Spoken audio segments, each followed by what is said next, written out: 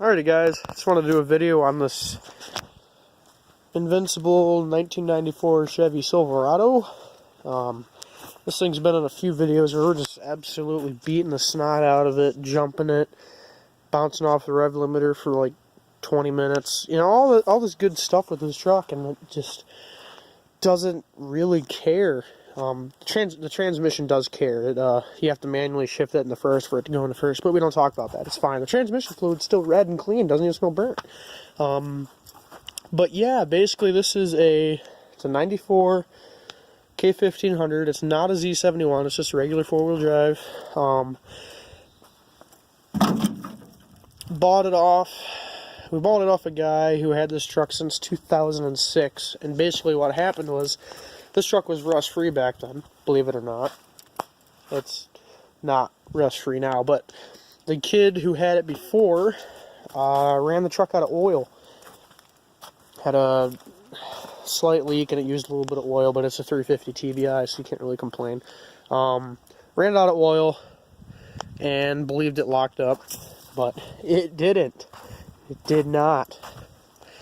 So he bought it off him for like 500 bucks, took it back home, did an oil change to it, it fired right up, and he drove it all the way up to 2 years ago, and it's been sitting in his, it's got a Chevy number, it's been sitting in his backyard, so we bought it from him. My buddy did for 300 bucks. Used it as a plow truck for the season, and then all of a sudden now he decided to start using it as a wheeler because it is perfectly capable of handling that. And then the other day I bought it from him for 200 bucks. The exhaust is cut off right where the white pipe connects, so it's extra loud. It's got a new radiator in it, water pump, coolant hoses, serpentine belt, AC pump delete. Everything's in working order. It burns a crap ton, and I mean, oh, hello ducks. Hey guys, what you guys doing? They follow me around. It's kind of funny. Yeah, so you got to add oil literally every time you drive this thing because it smokes more than. Oh, it's terrible. When we bought the truck, it did not come with wheels, so we put these crappy 16-inch wheels and these Dynapros on it that we just done burnouts and burnouts and burnouts on. I jumped it and blew that tire off the bead.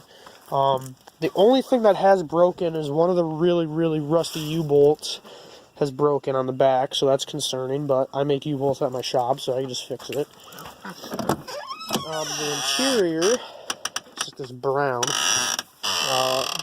blew the seat through, like it snapped the old bolts and broke the adjuster, so we just put in this old seat out of a 93, and it seems to be working pretty well. We've been jumping it so hard we've cracked the windshield. It's only got 175,000 miles on it. Transmissions is a 700R4. Transfer case is a Chevy transfer case. I'm not good with those, but yeah, it works pretty well. There's definitely going to be a few more videos on this thing for sure. I got to get some air in this tire before I blow this tire off the bead. So I don't really like fixing those, because this one just needs to pop back on the bead and then it'll be good to go.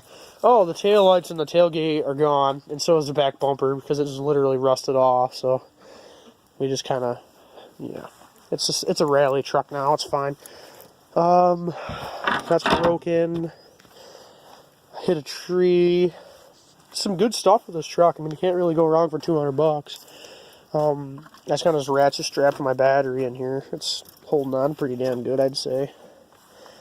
There's a lot of water getting sucked into this air cleaner. I guarantee if I grab that air filter in there, it's going to be completely soaked with water, but we don't talk about that.